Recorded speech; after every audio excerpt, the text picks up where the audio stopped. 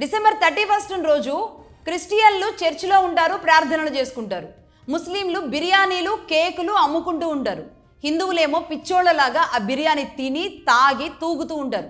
ఇది మన హిందూ భారతదేశంలో మనం పాటిస్తున్న మన సంస్కృతి. అలాగే ఇక్కడ ఇంకొక విషయం కూడా చెప్పాలి. మన మొత్తం యావత్ భారతదేశానికి సంబంధించి, అలాగే మన తెలుగు వాళ్ళలో ఇంకొందరికి సంబంధించి కుక్కల్ని పెంచడం ఫ్యాషన్గా చేసుకుంది భారత్. అదొక హై క్లాస్ సింబల్గా మార్చుకున్నారు ఇటు తెలుగు వాళ్ళల్లో కూడా కొందరు. అది కూడా ఫారెన్ కుక్కల్ని మాత్రమే. వాటికి పెళ్ళి, శ్రీమంతం, పుట్టినరోజు, బారసాల, వాటికి ఒక స్పెషల్ ఫుడ్డు, వాటికి ఒక స్పెషల్ షాంపూలు, వాటికి ఫ్యాషన్ షోలు, వాటికి చాలా క్లాసీగా మెత్తగా ఉండే పరుపులు. కానీ మన భారతదేశ మాతగా మనం పూజించే, మనకి ఆరోగ్యం పంచే తల్లి లాంటి ఆవు రోడ్ల మీద అనాథల ప్లాస్టిక్ కవర్లు తింటూ బతుకుతోంది. మన ఆవులు అనాథల్లా రోడ్లపైన మలినం కుళ్ళు తిని బతుకుతుంటే ఫారెన్ కుక్కలు మాత్రం మీ ఇళ్లల్లో రాజభోగాలు అనుభవిస్తున్నాయి.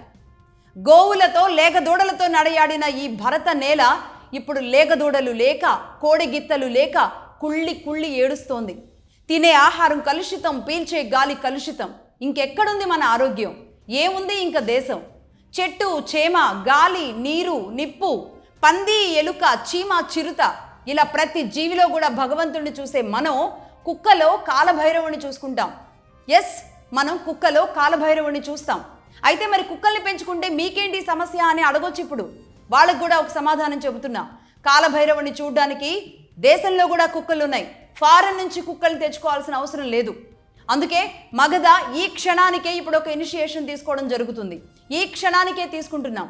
ఇంటికో ఫారెన్ కుక్క కాదు, ఇంటింటికో గోవు అనే నినాదంతో మేము ముందుకెళదాం అనుకుంటున్నాం. ఇదే ఇప్పటి నుంచి మా హ్యాష్ట్యాగ్గా కూడా మారబోతుంది.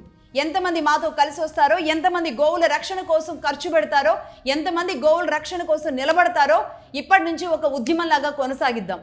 ఎద్దు ఏడ్చిన యవసం, రైతు ఏడ్చిన రాజ్యం నిలబడలే. అందుకే Magadha stands for dharma, Magadha stands for Bharat, Magadha stands for govu. That's all for now. Keep watching Magadha News. This is Lakshmi signing off.